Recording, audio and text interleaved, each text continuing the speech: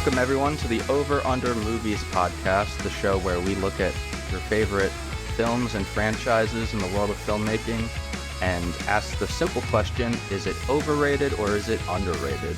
I'm joined, as always, by my good friend. He's the Zordon to my Alpha 5. There you go.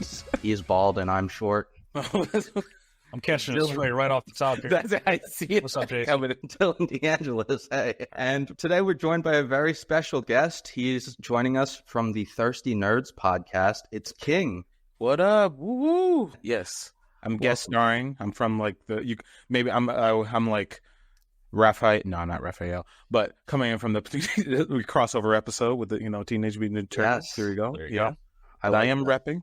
Gotta get the repping the Power Rangers. Yeah, for anyone watching us on YouTube, you'll see the t-shirts that the guys have on. Yeah. Dylan, what t-shirt do you have? This is a USA Quidditch shirt. That's the wrong franchise, bro. This is not the right franchise. Who are you? I play IRL Quidditch, so it's a little different. Oh, so you're repping your team, basically. Yeah, well, I don't play for the national team, but yeah. I don't have a Power Ranger shirt. Okay, I'm sorry. I'll get credit. I'm sorry. I'll get you one for your birthday. Yeah. Get them. King, tell us about yourself. Yes, I am from the Thirsty Nerds podcast and everything, where we basically gather all the news from the past 2 weeks and discuss it and give our takes on them. We also review movies and shows, and we just started doing anime. Our show called Rule of Three, where we'll take the first 3 episodes of the anime and basically review it to see if it's worth watching or not. Because there's too many anime that come out and there's not enough time. So yeah, I like that. Yeah, I personally I'm a filmmaker. I also write. I've been also play video games and stuff. I'm just a dude who likes nerdy shit and loves talking on the mic and talking about that stuff. Awesome, great. You'll fit right in here. As we've alluded to many times now, today we're talking about Power Rangers, but we're talking about a specific Power Rangers movie. Yeah, the 2017 Power Rangers film. So this movie is a reboot of the Power Rangers franchise, and basically it took a children's television show from the 90s and turned it into a 2010s action superhero adventure film. So King, you were the one who brought us this suggestion to cover this film. What made you choose this? To me, Power Rangers 2017, in my opinion, doesn't get enough love. It was, for its time, a very, very good attempt at bringing the Power Rangers into the mainstream to make a franchise out of it. And I feel like it got kind of like swept under the rug compared to what a lot of people are really liking right now. I feel like if it waited just like maybe 5 to 8 more years and everything, everyone would be eating it up. But at the time, no one was, and it kind of just flopped, unfortunately. So I brought it back just so we can discuss it, because I feel like it just needs a lot more eyes on it. And I don't know, maybe in the hopes to get people talking about it and rewatch it, to know that it is a good movie. It's a really good movie, no matter what IMDb says or whatever these little stars, give us like 5 stars or whatever. No, it compared to like what comes out now, what's popular, like the Fast and the Furious, or like the recent Godzilla MonsterVerse films and stuff like that. Like, this fits right in there, and it deserves a lot more love. So cool.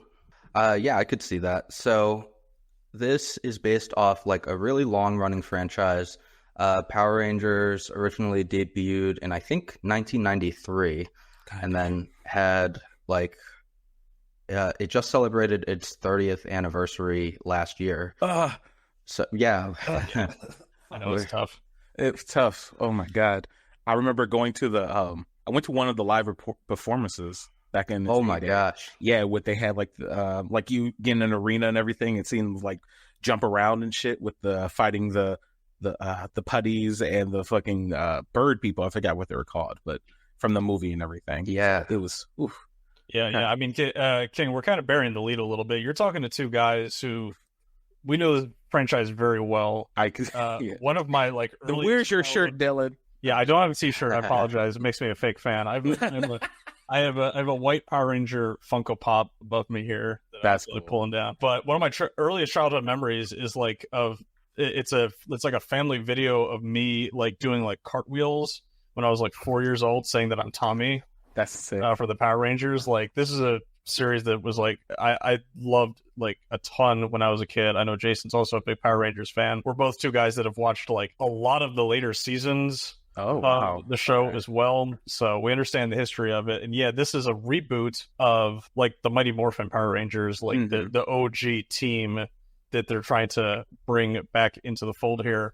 And it's really interesting to look at it in hindsight, because yeah, this movie came out in 2017, and it's right on like it's hitting right into that stride of reboots and like reimaginings of franchises. This film came out 2 years after The Force Awakens, which is really the main culprit for all of the IP drain that we're seeing nowadays, where they're like, what was popular in the 80s nostalgia? And the 90s, yeah, bring it all back. Bring that back. And this movie is called Saban's Power Rangers. I think that's the official title. Saban. It's Saban's Power Rangers, because I lost the rights. Jason, I guess maybe explain for people that aren't aware. The original Power Rangers show was not originally Power Rangers. It was like a dub of another show, right? Yeah, so a man named Haim Saban bought the rights to a Japanese show called Super Sentai, and he basically clipped that up and then combined that with some footage that he shot with American actors to create Power Rangers. So if you go back and watch the original Power Rangers, every time they're in the suits or in the Megazord, that is Japanese footage from a different TV show. And then every time they're out of the costume and talking, that's originally shot for Power Rangers. So or any of the footage of the villains, right? Yeah. And those were like straight up dubbed over the villains. Repulsa. Yeah, it's great. It's so funny to watch. I love the voice acting and everything, though. Like, yeah. So what Jason and I did for prep for this podcast is not only did we go back and watch the 2017 film, but we immediately hopped on Netflix and watched season 1, episode 1 of the Power Rangers television series. Nice. And that episode is like 21 minutes long. And it essentially is the exact same story as this movie, except it's an hour and 40 minutes shorter. Yeah. And I think, like, you know, if I'm going to start, like, this is a movie that I think is fine. I think I gave it like 2.5 stars on Letterboxd, like when we watched it last week. I think it's okay. I think the way you describe it is like, yeah, it's a valiant attempt at rebooting this franchise. I don't think it's a very successful attempt at rebooting the franchise, because I think it kind of loses a lot of the reasons why people our age really liked it when we were kids, because it's campy, because it's silly. There's a lot of like, you know, over the top like martial arts, and also just like visually, like the colors are very striking. And as a kid, you can like identify the characters very easily. Like there's the Blue Ranger, there's the Red Ranger. And not only that, when they're out of their suits, it's never explained why, but like they only wear the colors of the Power Ranger suits when they're in their normal clothes, so it makes it very easy to identify them.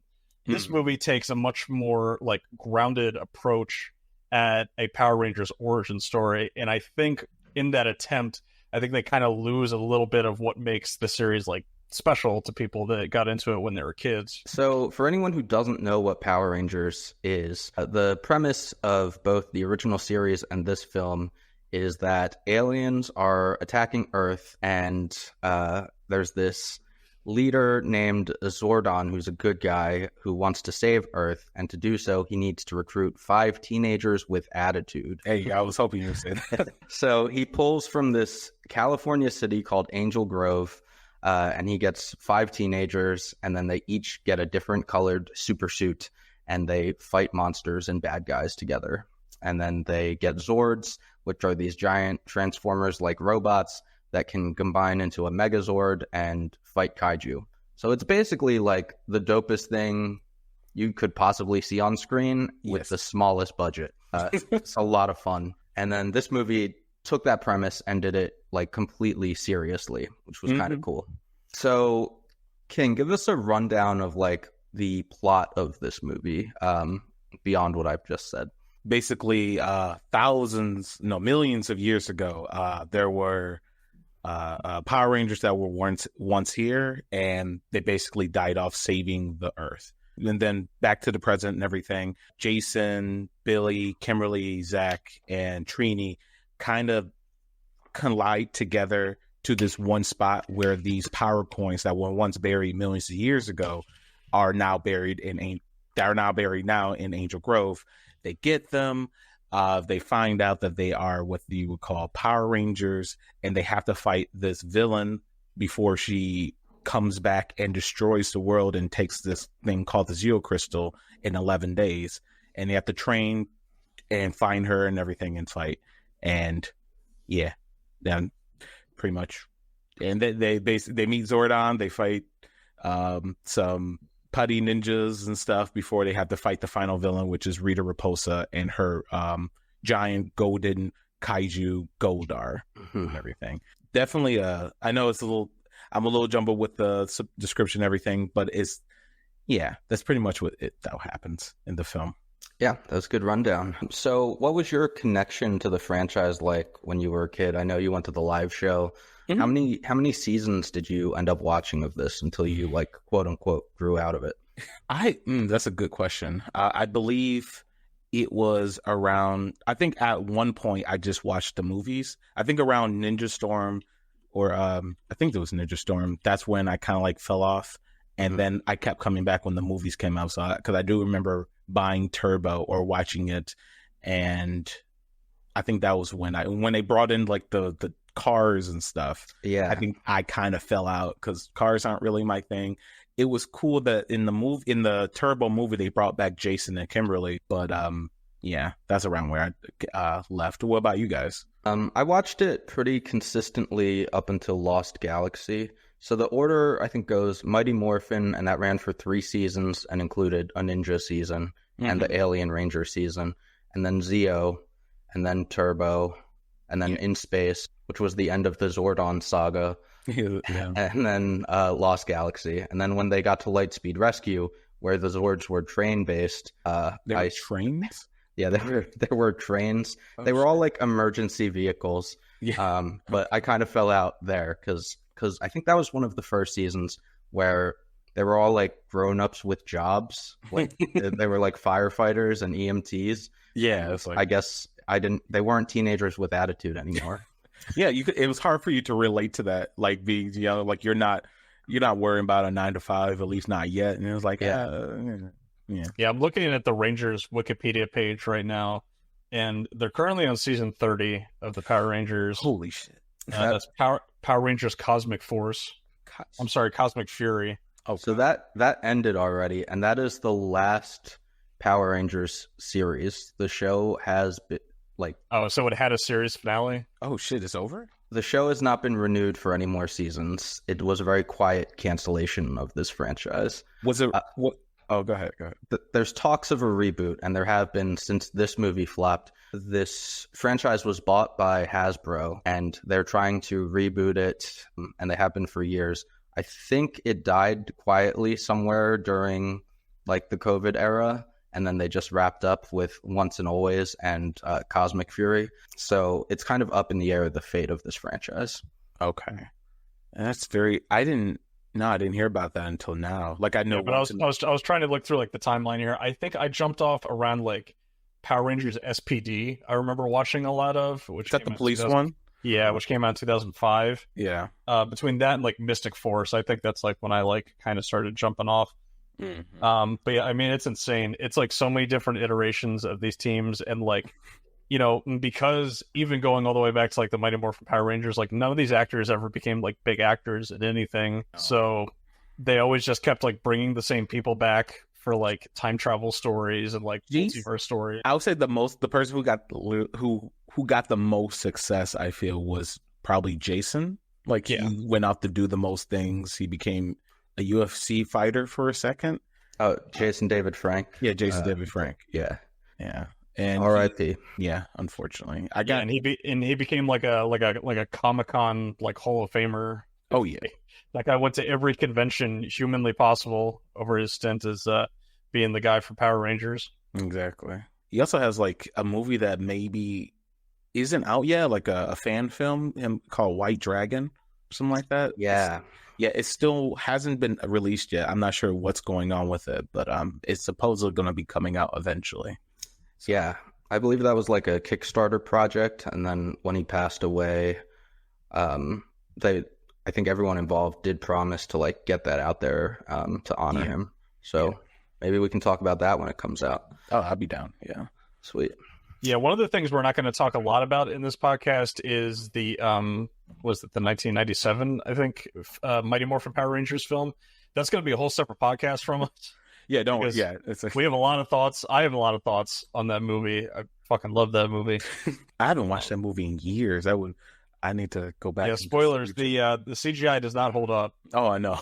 Don't Oh, no. get your hopes up for the CGI in that movie. I mean, to be fair, a lot of the CGI, even now in the newer stuff, like me and my friend, me and Clarence from the Thirsty Nerd podcast, like we dipped our toes back into, or he was dipping his toes back into Power Rangers like a couple years ago, and he tried to see if it's, see what the hubbub's about, and then that CGI was just, I don't know what, the budget was gone. I don't know what happened. It didn't look right anymore. And I was like, why? We could have just used miniatures at that point. Yeah, that's one of the things that makes the original series so charming whenever like I revisit it is, yeah, it does come off as very low budget. Every single Megazord fight is just a normal sized dude in a suit versus a guy in a Megazord suit on a miniature set. And as a kid, it never dawned on me that it was a miniature set. I just thought they were both gigantic. They're just gigantic. Exactly. I feel like most practical low budget stuff holds up and looks way better than any like low budget CGI anything, because low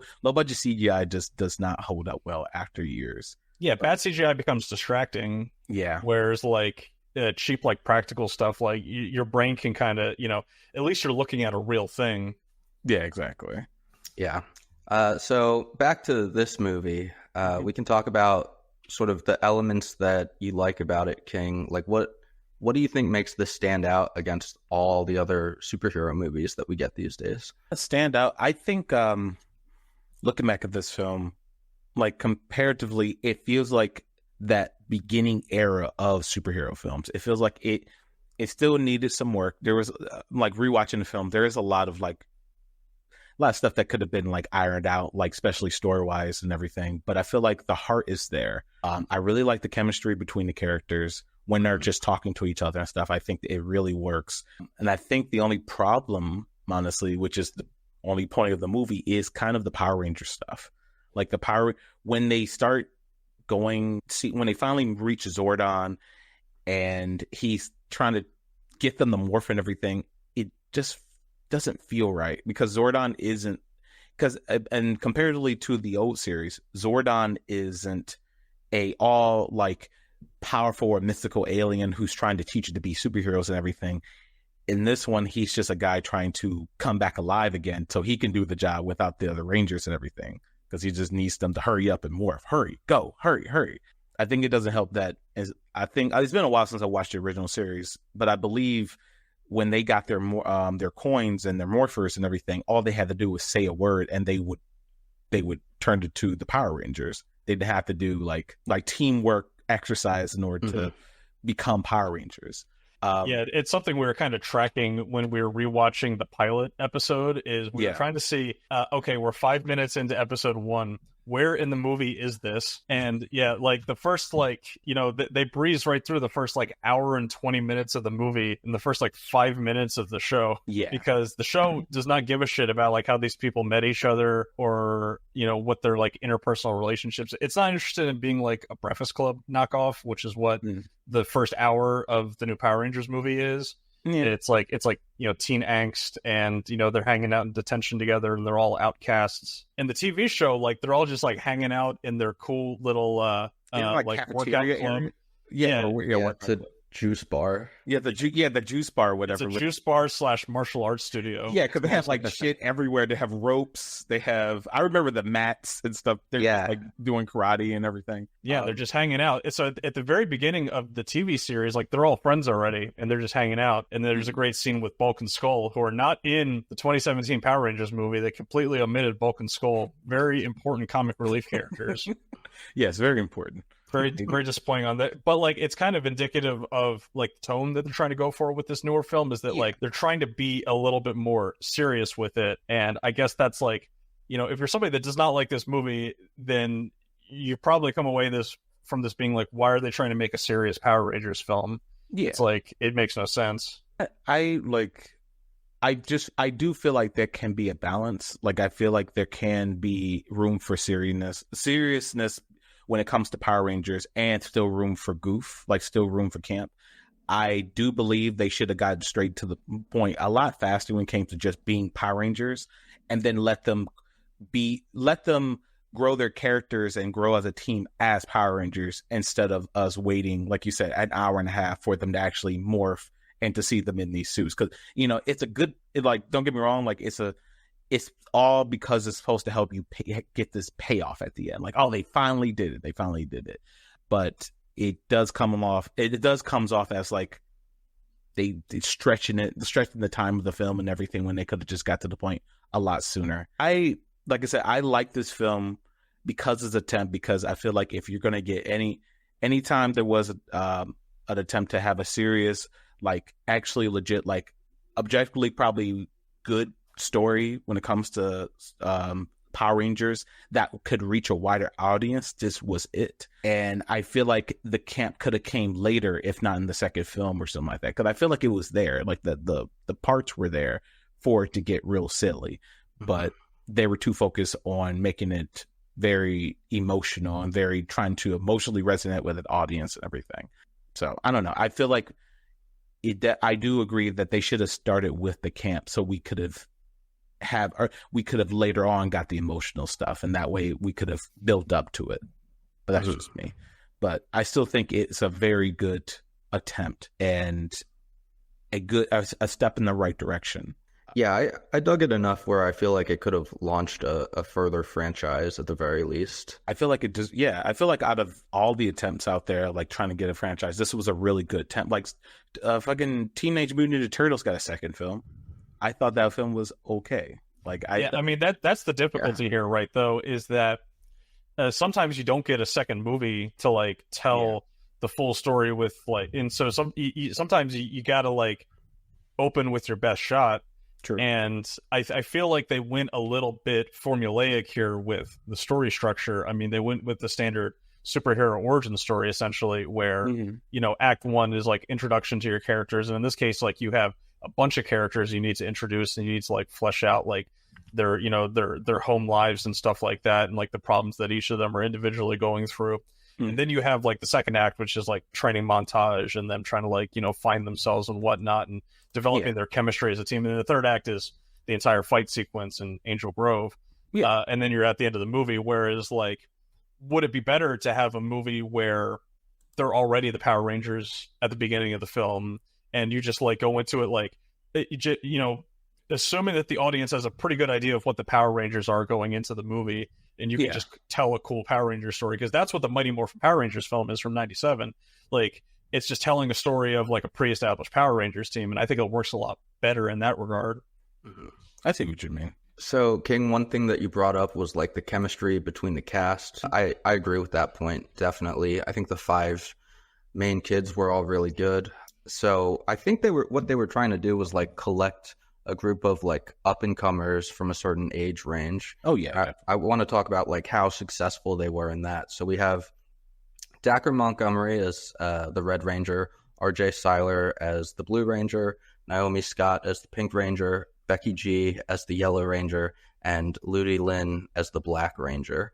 Have you been like following any of their careers, or were you familiar with them before? I knew of the Red Ranger. Like, I know he eventually went on to be in like the second season of Stranger Things, right? Yeah. Which, and then part of the third before something happens. I like him, and I think, and I could be wrong, I think he's supposed to be in the Fantastic Four film as the Human Torch, if I'm correct. No, that's just Quinn. Oh, that's another person. It's a different guy from Stranger Things. Okay. Okay, my bad. Yeah, but yeah, I like the Red Ranger. I don't know what happened to everyone else. I think Zach did something else, but I'm not sure. Yeah, the only actor that I know like has had like a somewhat successful career since then is, I guess, Naomi Scott, who she played Princess Jasmine in the Aladdin movie that came out, and then she was also in the Charlie's Angels reboot. So she had some success in like other films. The rest of these actors, I haven't really seen them in anything else. Yeah. So Becky G was like a YouTube musician. So she's more of a musical artist than an actress, and she just performed one of the songs at the Oscars. It was the Flamin' Hot song from the Flamin' Hot movie. Flamin' Hot Cheetos movie. Oh no! Wait, that was. Oh my god, that was a movie. So she at least got to do this really prestigious performance. Yeah, right. So she's doing some stuff. Ludi Lin, he got this role because he's a martial artist, and he went on to play Liu Kang in the Mortal Kombat movie, the HBO Max Mortal Kombat movie. Which is good. I like that movie. Yeah. I think it's a little underrated. That movie was... Maybe we'll talk about it when the sequel comes out next year. Yeah. Yeah. I think that movie and this movie are like similar in terms of... Oh, definitely. They're going to be a cinematic universe together. Yeah, I'd watch it. If only they could raise the power. Yeah, that cast. Yeah, RJ Cyler, before this, he was in a film called Me and Earl and the Dying Girl, which is a film that all my film school friends love. I also love it. He played Earl, but I haven't seen him in anything since. Same. So, yeah, I think they did like a decent job casting like up-and-comers, and then some of them went on to do like some pretty cool stuff. Yeah. But it's not like, they're in that same generation as like the Dune 2 cast, like Austin Butler and Zendaya and Timothée Chalamet. And so they didn't quite get that level of prestige with this cast, but they got maybe like the next best thing. Yeah, exactly. They didn't feel like they were Disney Channel actors. They felt like they were real actors. And some of them have gotten some pretty big roles after this. If the young actors in the Dune franchise, if that's like the A squad, is this like the C squad, the D squad, or is it ranking on the tier list? I mean, what is considered B then? Yeah, what's between this and Dune? I have not fully thought out this metaphor. Okay, no, the young actors in the Dune franchise are definitely whatever the top of the tier list is. Definitely with Timothée Chalamet and Zendaya and Austin Butler, Florence Pugh, all those guys. Because I don't think it's a requirement for the actors in a Power Rangers film to be like the greatest actors in the world, right? Because the actors in the original Power Rangers series, they're not the greatest actors in the world either, and it's irrelevant because that's not what you're watching for. You're not watching a Power Rangers show or a Power Rangers movie for the acting performances. You're looking for like fun, campy action, maybe like a little bit of narrative in there somewhere. Throw in a creepy villain. You need to have a creepy villain. Shout out to Ivan Ooze again. I have to say I disagree. Like I don't think this has to be like it doesn't have to be Power Rangers. Like this exactly one for one. There could be a different interpretation of Power Rangers. Like, and I feel like that's what this was trying to be.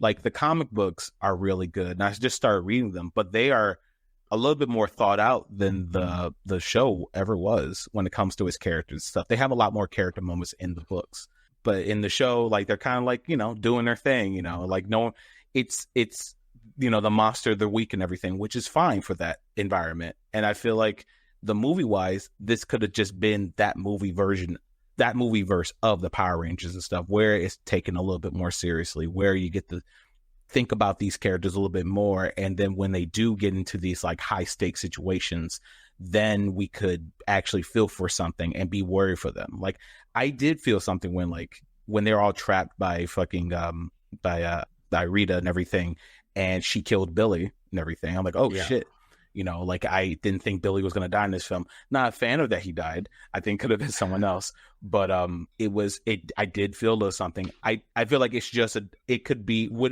how big Power Rangers is as a franchise and how the concept is something that's ingrained into like pop culture and everything. I think it's okay to think of other interpretations of that idea.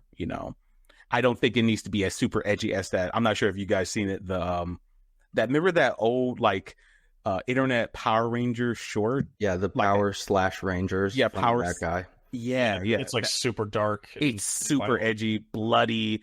Honestly, kind of cool. I'm not gonna say like this is a little. It has a little. I like edgy shit when it comes, and when in that way, like I could see it a little bit, but it wasn't. At least it wasn't that. I have to say. Honestly, like I would have respected it more if they would have went like all the way with it in that regard, because I think. I mean, we can talk about a little bit here the fact that this film, it didn't like totally flop at the box office. It made what, like $150 on a $100 million budget. So probably lost money, right? Yeah. So, Unfortunately. like to me, that probably says that they didn't fully understand who the target audience was for this movie. Yeah. Was their target audience people like us who were fans of the TV series when we were kids in the 90s, and now we're all grown up, and now we're going to make a movie for those people, basically. I mean, it's kind of what the Star Wars franchise does, right? Yeah. It's a kid series that targets the adult children that are fans of the franchise. Big kids. Or do you try to make a movie that is targeted towards a younger generation to try to get in new fans of the franchise?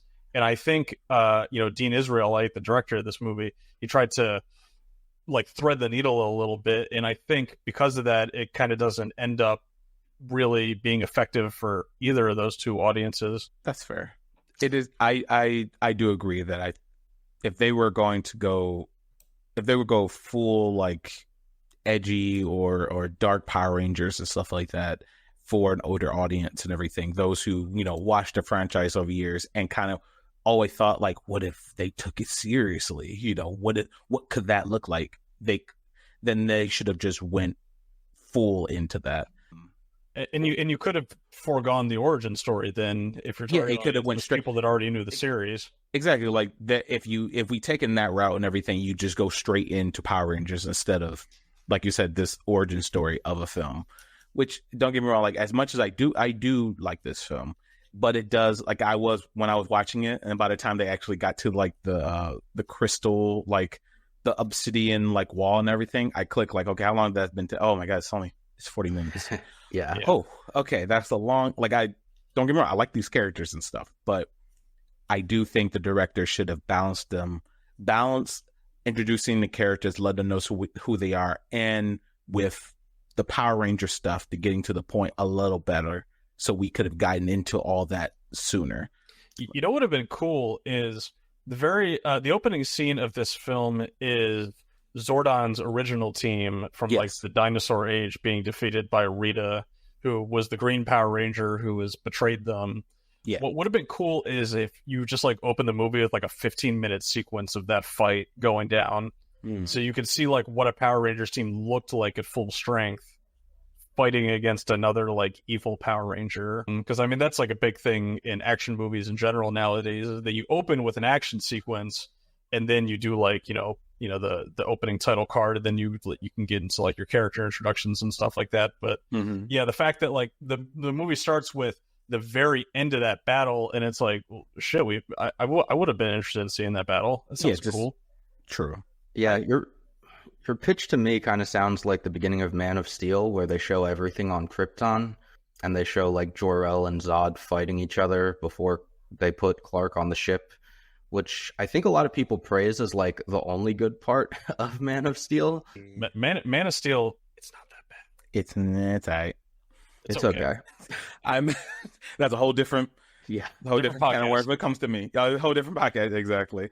I do get what you're saying. I think as well, like when it came to, comparing it to Man of Steel, I feel like that would like overshadow some things by the time we do get to the actual Power Rangers and stuff, because I don't know. It's all about like finding that balance. I do like the idea of them getting straight into them just being Power Rangers, and then maybe we get a little bit of the backstory that they found these coins, and just a little like from the characters, not some opening narration sequence. I hate those so much, but just the characters talk about like, yeah, we been doing this for like a couple of weeks. It's been fun, and maybe they're not taking it seriously because they're the biggest, they're the baddest kids on the block and everything. Like no one can mess with them until Rita comes and starts messing them up.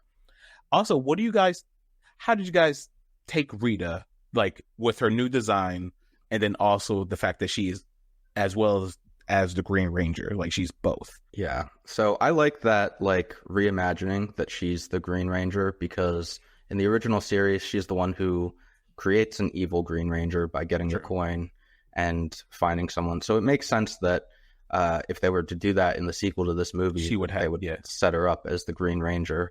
Exactly. I thought she was one of the cooler elements of this film, because every time you see her for the first like hour of it, she's this weird horror monster from like a completely different movie, basically. And then when she gets her human form, she's the only campy actor in the movie. Yes. So I thought that was a lot of fun. Yeah, And it's like Elizabeth Banks is like, I'll do your movie, but I need to be allowed to do whatever I want in every single scene. exactly. And you just need to let me do it. Just let me I'm obsessed with gold. Got to make Goldar and everything. Which, okay, I have my 2 gripes. One, I did not like Goldar. I don't think anybody likes Goldar. Nobody likes the way Goldar is handled in this movie. They messed up my boy. He could have just like, how you can't come away from that. What if they did to make a sequel? Goldar's supposed to be there still. You know, he can't be a weird flying monkey thing, you know, anymore, because he was just giant golden man. And 2, my other gripe with this film, as I was watching it again, was the design of the Zords and even maybe the costumes. You know how in Power Rangers, how in Transformers, the designs of the characters are so mishmashed with their like different parts that they're made of and everything, and tried to be super ultra realistic that they don't look like their characters anymore, or they have like it's like a feint of what the character is. I feel like in the redesigning it to try to be as like cool / serious as possible, they lost like the design elements that made those Zords cool and made the costumes of the Power Rangers cool and helped them stand out from one another. Yeah, there's a balance that you need to hit between like realism and also the audience understanding what is happening on screen. Exactly. Which is an issue that the Transformers films run into, is that you see like incredible looking CGI. Oh, you just have no idea what's happening because it's like metal things like rolling around. Like they just blend into one another. I'm like, I don't know who's fighting who. Are they melding together? Yeah, going back to the TV show again, like primary colors, you can tell exactly which Zords go to which Power Ranger because the Black Power Ranger's Zord is black. Like it works perfect. Yeah. And in this one, like you don't even know who's because they look so like metallic, and I mean the suits too. I know, Jason, you're not a fan of the suits, right? Right. You think they look like too sci-fi? Yeah, they're over designed. Same with the Zords. Yeah, exactly. Like someone went above and beyond for no reason when they and kind of lost his like when they showed the Black Ranger's mammoth. I'm like, what is that? Is that a mammoth that just looks like some weird? Is that the one that has 6 legs? Yeah. As a mammoth does.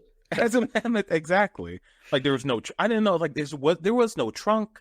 There was just like these cannons on the front. I'm like, that's not a. They also they got rid of 2 of the best parts of any Power Rangers episode, which is the cutaway morphing sequences, where it shows them like turning into the Power Rangers form to themselves, and then we did not get a Megazord sequence.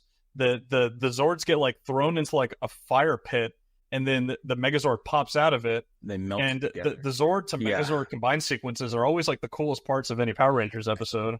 I think it feels like in this canon of this movie that actually I feel like they've never even turned into a Megazord before. I think like that was because when Rita sees it, she's like, oh yeah, she's weird. Like, what the fuck is that? What the hell is that? Yeah, they kind of just melted together and in the weird fire ooze or whatever, and then like, oh, we're Megazord, and it wasn't really cool at all.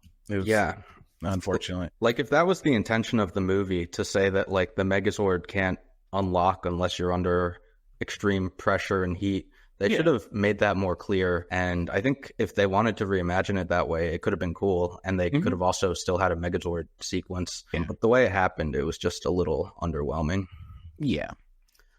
But there are good elements of this movie too, which we will talk about because we're going to get into our segment of overrated versus underrated. But first, we have to talk about how this movie is rated. So, King, we take a look at the reception of this movie, some of the critical scores, and then just like our general thoughts on what we think the general public thinks of this movie. And then we assign it a rating from 1 to 10. Okay. So this movie has a 51% on Rotten Tomatoes, which I think is certified rotten, but it means that more than half the critics, by 1%, thought it was a good movie. So not terrible. Yeah, at least half of liked it. What is the audience rating? Like it was just... I think it's in the 60s. It's 65% audience rating. Yeah, so a little bit higher. Audiences polled by CinemaScore gave the film an average grade of A. on an A+ to F scale. Yeah. So that's pretty high. It's okay. That's good. What's higher than A, Dylan? It's A+. The cinema score is weird that like A+ is good, A+ is really good, A is okay, and then like anything lower than an A is considered like awful. Yeah. Or what kind of scale is that? Cinema score is weird. No point for this to exist, but we still have to look at it. Do you see what our friends at Letterboxd? Shout out to Letterboxd. Please sponsor the pod. What was it, like a 2.6? It is an average of 2.5 with 2.5. Yeah, with 3 stars being the highest of any of the ratings on there. So actually higher than expected because Letterboxd, you know, they're film snobs. So it's like cinema people. So they gave it a higher score than I thought they would. But yeah, it seems like 5 out of 10 kind of seems to be like where this movie ends up here. It's a decisive film or decisive. So there you go. I'm sorry. Yeah, unfortunately. Cool. Yeah. So yeah, we'll call it a 5. That seems to be the general what everyone's rating it, except for Cinema Score, which gave it a solid A. Dylan, you have the job of saying that this movie is overrated, and we've talked a lot already about some of our gripes with the film. But what else do you have for us? Not to target anyone specifically with this argument. Funny enough, if I'm going to target one person here, I'm going to target myself because I went back and I rewatched. There's a little bit of like history for anybody that isn't aware. Like when I first started on YouTube, like 8 years ago, something like that, I started as like a movie reviewing YouTube channel. That's what I started to get. I was back with like my old school movie pass. I would watch like a ton of movies in the theater. Yeah. And I went back and I rewatched my old Power Rangers 2017 review, and I gave it like a 7 out of 10.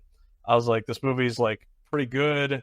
I appreciate what they're going for with this. This is an interesting reimagining of the film. And I went back and I watched that review and I thought this is pure copium from me. Like, this is me looking at it like, I love this franchise when I was a kid, and please, for the love of God, give them a second movie for this franchise because I don't want this to die off, which is exactly what happened. And I think there's a little bit of like punches that get pulled here from people who are fans of this franchise because, you know, you can see the flaws in it and you can see the holes, but you don't want to be like too loud about them because that's going to result in like them not making enough money and then killing off the franchise. Because I'm in agreement. I would love to see more Power Ranger stuff. I think it's a really cool IP. And it's like way better than some of the other like rebooted shit that, you know, we've been seeing a lot of nowadays. Yeah. Shout out to our Ghostbusters episode we did like a month ago. But I think like what makes this movie overrated is that it doesn't do anything super well. It's like a hodgepodge of several different movies put together. It is a knockoff of The Breakfast Club.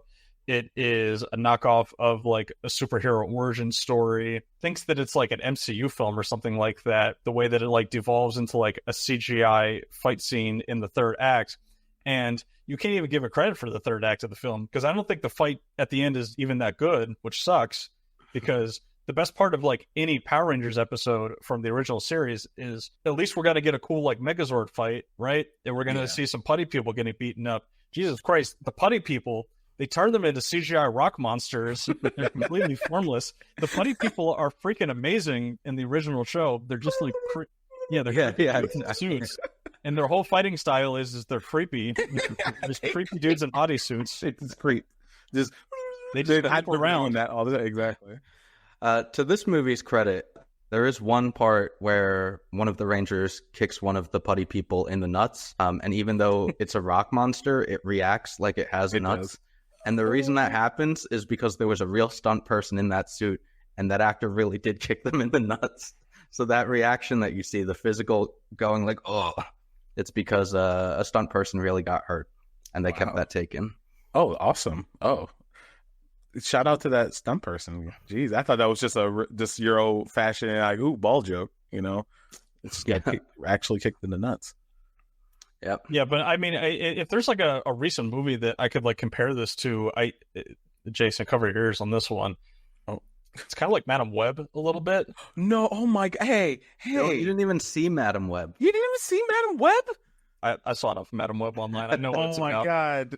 The whole like setup of the film, right, is that you get to see these characters in like cool costumes doing like fight sequences where like this is like a 2-hour movie and we get like 15-20 minutes of like actual Power Rangers fighting in it. It's a ripoff. We get almost more Power Rangers fighting in the pilot episode of the TV series than we do in this feature film. Like, what am I paying for to go to the movies? I want to see Power Rangers fight things. To be fair, and I will say this, as a person who did sit there and suffer through Madam Web, at least by the time the movie ends, in Power Rangers, they are in the suits, they are in the Megazord, they are Power Rangers. And Madam Web, that doesn't happen at all. That's true. They are not Power Rangers in a future dream sequence. You're right. No, they were setting up, or like in Madam Web, they were trying like, oh, they're gonna eventually gonna get their powers in the future and stuff like that. And you get like literally like seconds of these little flashes, and they never turned into that ever. That did by the time the only thing that happens at the end of Madam Web is that what's her face becomes blind and she's in the wheelchair. That's it. Yeah, that's her super suit. That's her super. Yeah, that's the final thing you've been waiting for this whole movie, to see her just in the wheelchair. Yeah, so Dylan, the 15 minutes of Power Rangers that you see in Power Rangers is 14 minutes more than the Spider-Woman that you see in Madam Web. Exactly, it's different. We're gonna do an episode on the Sony Spider-Verse at some point. We're gonna have to suffer through Morbius and all that stuff. Yeah, when Venom 3 comes out. Oh my god, you gotta watch Craven. When Craven comes out this year, it's coming. It's coming, guys. I forgot. Yeah, you forgot. Yeah, it's coming. Oh, man, you're gonna see Rhino. Some guy's gonna transform into Rhino on screen. It's gonna be that's good. The Rhino origin story, the thing you always wanted. I think we're gonna be busy that day, actually. Nice. Yeah, Dylan, you got anything else for your overrated argument?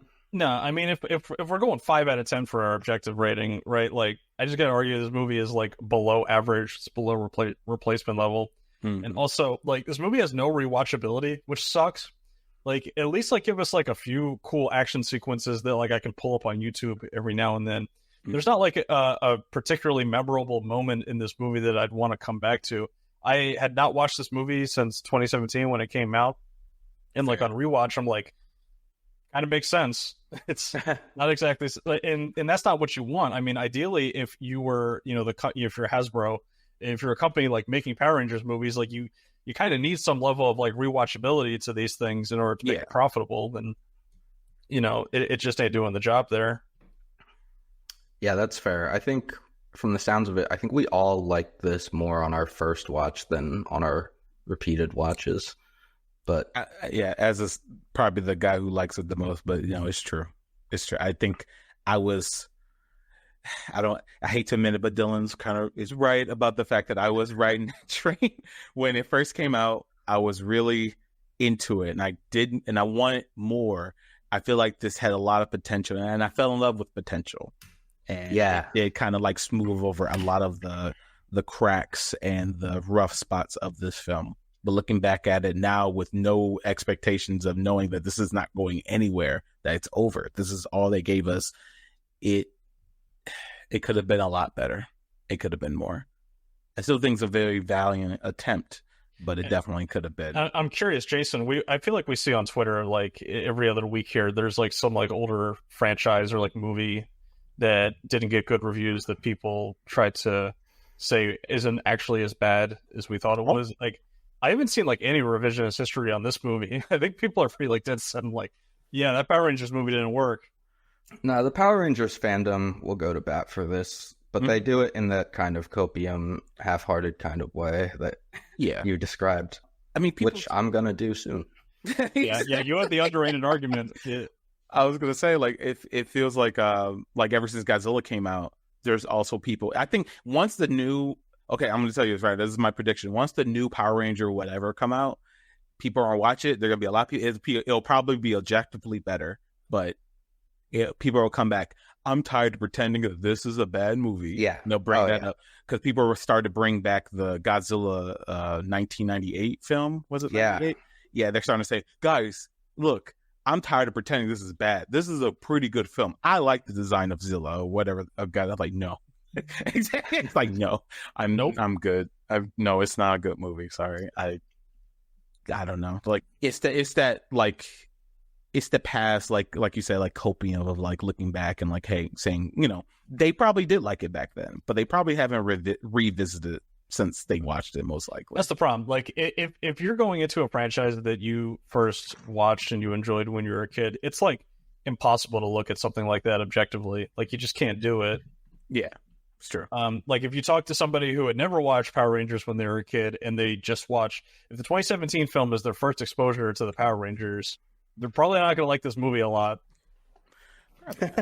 I mean, I feel like, but that depends, because I have people like my mom and my dad who watch these films, who watch movies like Morbius and say it's not that bad. I'm like, yeah, okay. Like I feel like it's definitely like audience ready enough for most people to say, oh, that was a pretty decent action film. It's all right. I think they could have not been so mushy about all the characters, like, and what they felt and stuff. But you know, I feel like a lot of the average goer would be like, it's okay. You know, they wouldn't. They'll probably go in the back of their brain, though. They'll probably never come back to it, but they'll probably say like, it's all right. That's like the best case scenario for this movie, is to become like a coworker movie. If you've ever heard that term. No, what's that? It's like movies that your coworkers ask you about, and it's just like the most like mundane, like basic like movie they saw on TNT over the weekend. Right. It's a coworker movie, Wanted. Have you ever seen that with James McAvoy? Yeah, I've seen Wanted. The bullets to the guns. That's a coworker movie. It's a coworker. I didn't know. Like, I watched that movie and I thought it was fine, and then then I read the comic and I'm like, why didn't we just get this? I wanted this, and I wanted Eminem to be the main character. Like Mark Millar fucking wrote it as. He was like, I want to have Eminem be the main character. It's gonna be great. Yeah, I don't know if they could show stuff that happens in the comic in the movie. It's pretty crazy. I mean, so we're gonna argue against Dylan here. We've been giving him a lot of leeway to just be like, this is things that are wrong. Come on, why is this film underrated, Jason? So I think that basically what King said earlier, the chemistry between the cast, I think, is really solid. A lot of that like mushy emotional stuff to me was very like, I don't think it was written well, but I think it was acted really well. Mm-hmm. So like Zach having a mother who's sick, Jason being the star quarterback who kind of cracks under pressure and becomes a delinquent. I think all that stuff really works. You called it a Breakfast Club knockoff, but really it's just kind of an homage to Breakfast Club. And I think that's a really smart way to set up any team of teenagers in an action adventure movie, is to put them all in detention together and have them bond over that. I've seen it in a couple other things. I thought it worked really well. So I found that just the core acting was solid, and the performances drew some emotion out of me that made me want to keep watching this team. It definitely made me want to continue getting a franchise so I could see them like growing together as a group. Exactly. There was really fun moments of chemistry between them, like when the Pink Ranger and the Yellow Ranger are in the cafe and they're like fighting over a piece of donut as part of their training. I thought that was really funny. When they're all sitting around the campfire, trauma dumping. Again, not well written, but good. Like I've had bonfires like that, and it reminded me of what it felt like to be a teenager. So all those elements worked. And I don't know. It's just, I think, what's my Letterboxd review? My Letterboxd review is, it's not great, but it's still Power Rangers, baby. 3.5 stars. And that's the thing, is that if you're to make an underrated argument for this movie, you'd say that like everything that's not Power Rangers stuff is pretty good. Yeah. The problem is the Power Rangers aspects of it don't work very well. Look, we're talking about it as a film, not as a that's the problem. Like I do love Power Rangers, and I wanted a Power Rangers film. I got a pretty decent film that Power Rangers are in it, and it's okay. And that's fine. Like, especially like, because Rita's acting, the design of Rita and everything, and that idea of her being the Green Ranger, I love that. I thought Bryan Cranston at least got used in this film compared to some other things he's in. I'm not mentioning it, but he is decent as Zordon. I do wish they could have went more of him being more of a wise man than I'm just trying to get out of this wall. All right, you guys need to morph right now. Like he was just such in a rush. But I don't know. I see the potential where this world could have taken.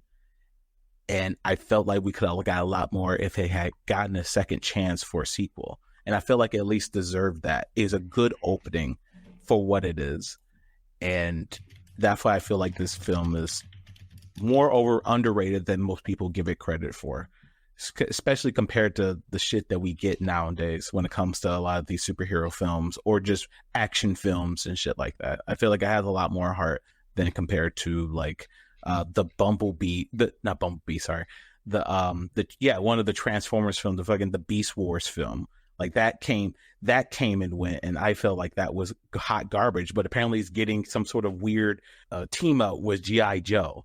Right.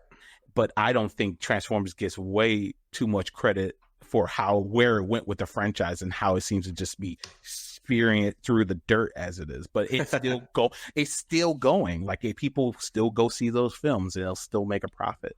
Yeah, I mean, that's just, that's the box office for you. Like, movies don't need to be good; they just need to make money. That's true, and I think I feel like there's a version of this film where it went balls deep in whatever is wanted to do when it came to the edgy Power Rangers stuff, but it still needed to be as audience acceptable as possible. So you got this weird amalgamation of that, and to try to get as many people to watch it as not just the fans, but the people who, the regular Joe to come in and pay their money to go see Power Rangers.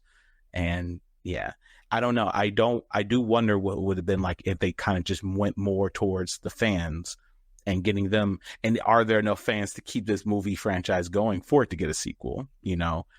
But I guess, we won't know. And it's tough to say because if you told me like, yeah, they made a second movie in this series and the second movie is a lot better than the first movie, I would believe that.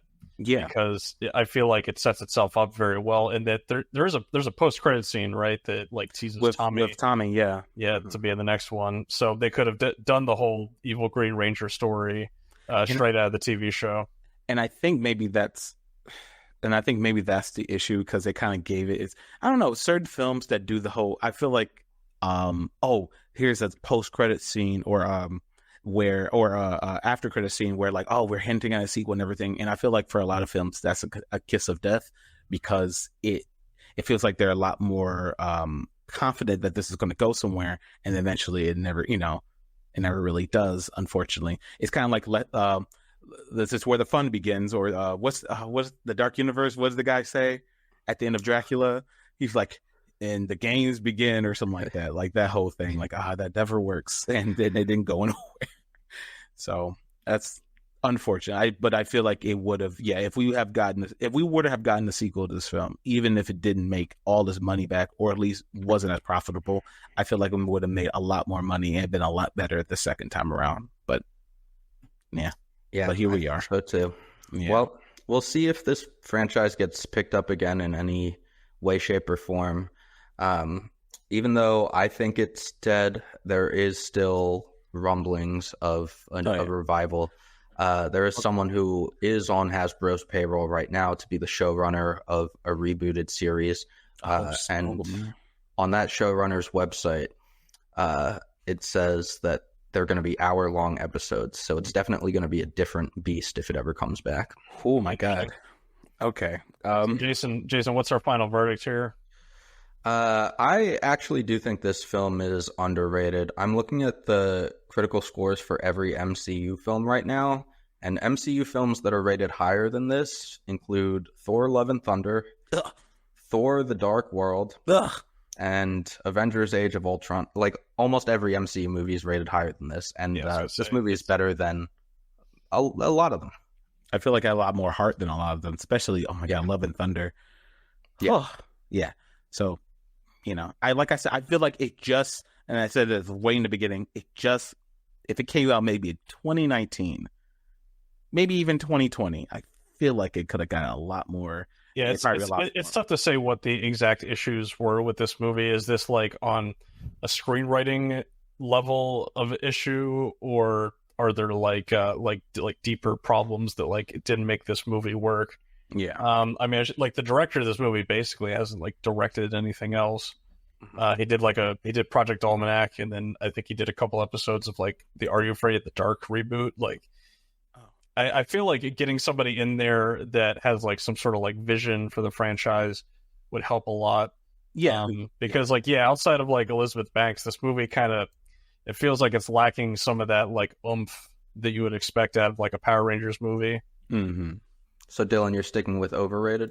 Yeah, you know what? It's kind of tough to say here because I think the 5 out of 10 is a little generous that we ended up at, but I mean that's the objective rating, right? But I mean based on that, yeah, I would say it's overrated. Definitely no Madam Web. I'll stand by that. All right, you need to go see that film, Dylan. All right, you sit down and watch that film. All You right? can't make me. Yeah. Yes, you gotta watch the entire Spider-Verse, Sony Spider-Verse. All right, That's true. Before we see Venom 3, we have to watch Madam Web. That's good.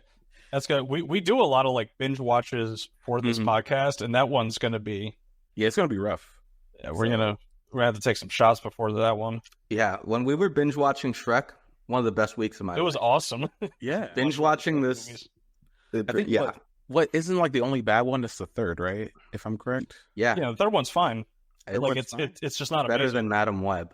Yeah. I mean that's I yeah, definitely, I'm sure. But yeah, it's gonna be all right. You'll be all right, Dylan. You can do that. Cool. So that's going to be it for this episode. Let us know if you enjoyed it, if we got it right. Do you think the Power Rangers 2017 film is awesome? Do you think it was trash? Do you want to see a sequel, a reboot? Let us know in the comments. Yeah. You can find us on YouTube, Spotify, Apple Podcasts, anywhere you get your pods. King, where can people find you? You can find Thirsty Nerds at Thirsty Nerds anywhere, whether it be on Spotify, Apple Pod, anywhere that you can catch podcasts, on YouTube as well. You can follow me at What's King Making on TikTok. And come check us out. We do reviews for movies, shows. We're starting to do anime, and we also keep up with the news of nerd shit that's happening in the world over the last 2 weeks, every other week. Let's go. What day of the week do you guys post on? We usually post on Tuesdays, so every other Tuesday. Awesome. Yeah. Nice. Yeah, definitely check that out. But that's going to be it for us. Thank you for watching, and we'll see you at the movies. Peace out. See you Later.